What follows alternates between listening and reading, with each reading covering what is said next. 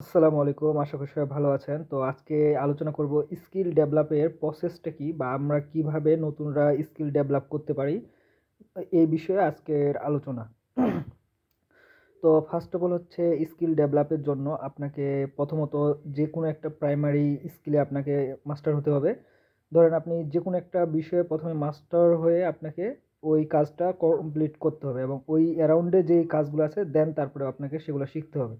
তো ১ম কাজ হচ্ছে আপনি যেকোনো একটা স্কিলকে যেটা আপনার ভালো লাগে এবং আপনি মার্কেট রিসার্চ করে দেখবেন যে কোন স্কিলের এখন ডিমান্ড বেশি। আপনার সেই স্কিলটার উপর বেস করে আপনি ওইটাকে ১ম এ ভালোভাবে শিখবেন। মানে এক কথায় হচ্ছে আপনি যেন ক্লায়েন্ট আপনাকে ওই বিষয়ে যদি কাজ দেয়, আপনি যেন প্রপারলি সেই কাজগুলো কমপ্লিট করতে পারেন। এই কনফিডেন্সটা আপনাদের মাঝে থাকতে হবে। তো যখন এই বিষয়ে আপনি এক্সপার্ট হয়ে গেলেন বা আপনি ক্লায়েন্টের যেই কাজগুলো দিচ্ছে আপনি সেই কাজগুলো ক্লায়েন্টকে করে দিলে ক্লায়েন্ট অনেক খুশি হচ্ছে।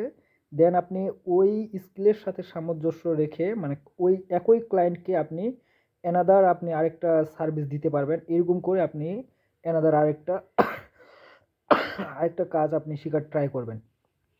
এতে করে আপনি ওই সেম আপনার টার্গেট থাকবে আপনি যেই ক্যাটাগরিতে আপনি মাস্টার হয়েছেন, তাহলে কিন্তু আপনি ওর পাশাপাশি যেমন আরেকটা যদি আপনি স্কিল শিখতে পারেন, তাহলে কিন্তু আপনি অনায়াসে ওই ক্লায়েন্টকে আপনি আরেকটা সার্ভিস পিচ করতে পারবেন। তো এতে করে আপনার আর যেহেতু আপনি একটা কাজ আপনি এক্সপার্ট বা ওই কাজ সম্পর্কে আপনার ভালো ধারণা আছে, তাহলে কিন্তু আপনি পরে যে আপনার স্কিল ডেভেলপের জন্য যে আরেকটা নতুন কাজ শিখবেন, সেটাতে কিন্তু আপনি চট করে ওটা বুঝতে পারবেন এবং ওই কাজগুলো আপনার তাড়াতাড়ি আরকি আয়ত্তে চলে আসবে।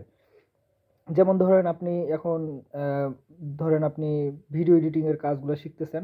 তো ভিডিও এডিটিং এর কাজগুলো শেখার জন্য আপনি ভিডিও এডিটিং এর পাশাপাশি আর কি কাজ ক্লায়েন্টকে সার্ভিস দিতে পারেন। যেমন আপনি ভিডিও এডিটিং এর পাশাপাশি সেম ক্লায়েন্টকে আপনি থাম্বনেল ডিজাইন বা তার পোস্ট ডিজাইনের বিষয়ে আপনি হেল্প করতে পারেন। তাহলে আপনি ভিডিও এডিটিং প্লাস হচ্ছে আপনি গ্রাফিক্স ডিজাইনিং এর যে পোস্টার ডিজাইন বা হচ্ছে থাম্বনেল ডিজাইন এই কাজটা শিখলেন।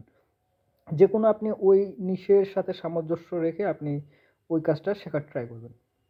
তো এইভাবে যদি শিখেন ইনশাল্লাহ তাহলে আপনাদের স্কিলটাও ডেভেলপ হবে এবং আপনি মানে বিক্ষিপ্ত অবস্থায় থাকবেন না। এখন আপনি ধরেন আপনি ভিডিও এডিটিং শিখতেছেন, এর পাশাপাশি আপনি ওয়েব ডেভেলপিং শিখতেছেন। ২ টা কিন্তু আলাদা জিনিস। মানে আলাদা মানে আপনি কিন্তু কোনোভাবে ওটা সামঞ্জস্য করতে পারতেছেন না। তো ওইজন্য আপনি চাইবেন যে যেটার সাথে আপনার স্কিলটা মানে রিলেটেড হয় আপনি ওইটার সাথে সামঞ্জস্য রেখে আপনার স্কিলটা ডেভেলপ করবেন।